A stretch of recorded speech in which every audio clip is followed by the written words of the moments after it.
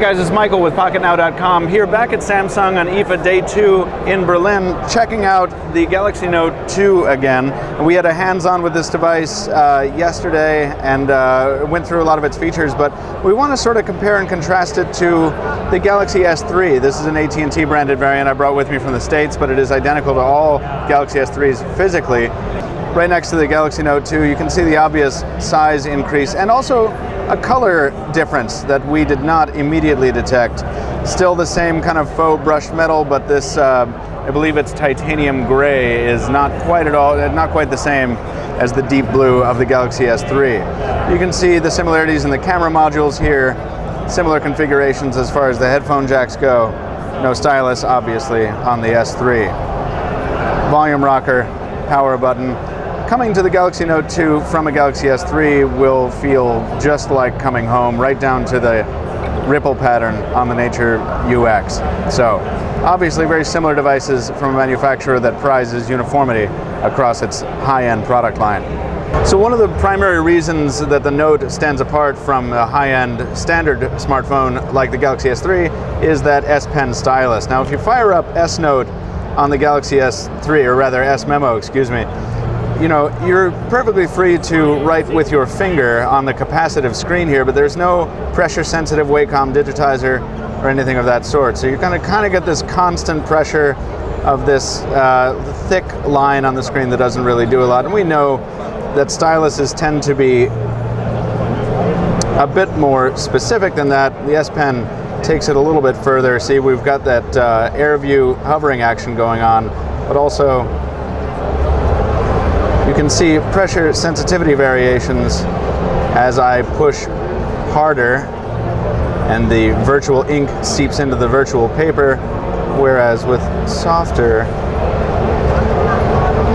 you can see a very plain difference there.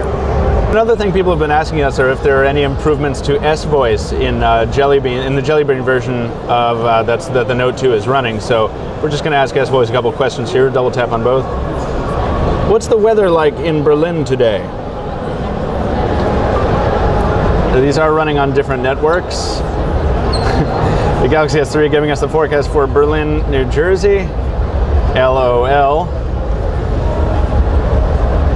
And of course the Galaxy Note 2 following suit. So no improvement in general awareness of location. Let's go ahead and just try and open an app. Open Gallery. Boom, there that is. That's Reginald Bell Johnson, which is awesome. And there's the new gallery in Jelly Bean, that's great. And why don't we try composing a tweet?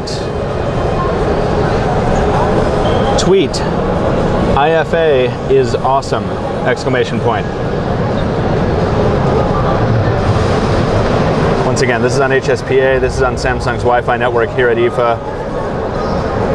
Looks like it got that, and it understood perfectly. So S-Voice does some things well on the Note 2, some things not so great, and that's about on par with our experience on the Galaxy S3.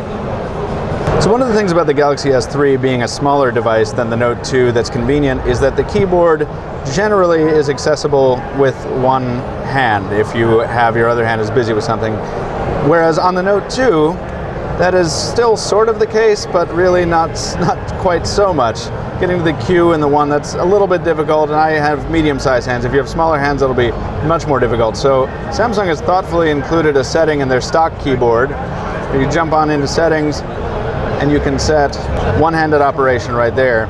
You check that box, jump back into the keyboard, and the keyboard will favor one side of the screen over the other. So if you're right-handed, you set it over here. If you're left-handed, you can set it over there. Very, very handy for a device of this size. So while we're here, we're just going to hop into the browser and do a little bit of comparison while we're talking about screen size.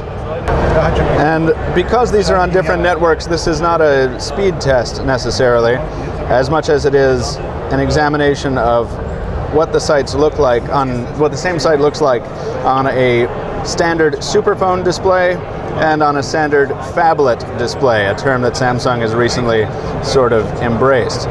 So you can see rendering is much, much faster on the Note 2 in this circumstance. That doesn't really mean anything because their test conditions are not ideal, but it certainly is reflecting what we saw yesterday on the Note 2 with really nice performance in the browser, from pinch to zoom to scroll rendering.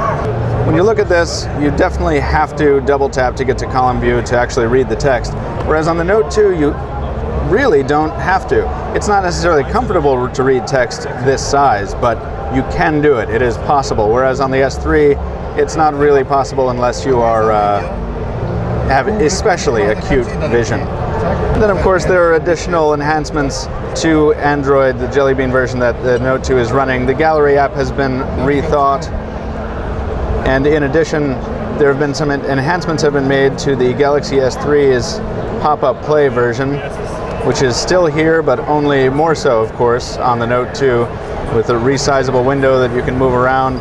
And when you hop back into the video player, you can use the S Pen and the Air View to hover over points in the timeline without stopping the video, just like on a flash-based player on a computer or on YouTube.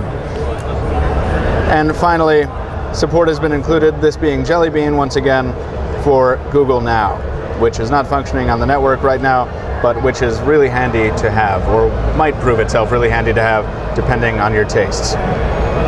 Guys, thanks for watching our side-by-side comparison of the Galaxy S3 with the Galaxy Note 2. We're going to have a bit more content from everywhere here at IFA, including a lot more Samsung stuff. Please stay tuned to Pocketnow. You can follow us if you like at Pocketnow Tweets on Twitter. You can follow me at Captain2Phones. That's Tony behind the camera. Follow him at AntonDNaj. And we'll see you soon. Thanks for watching.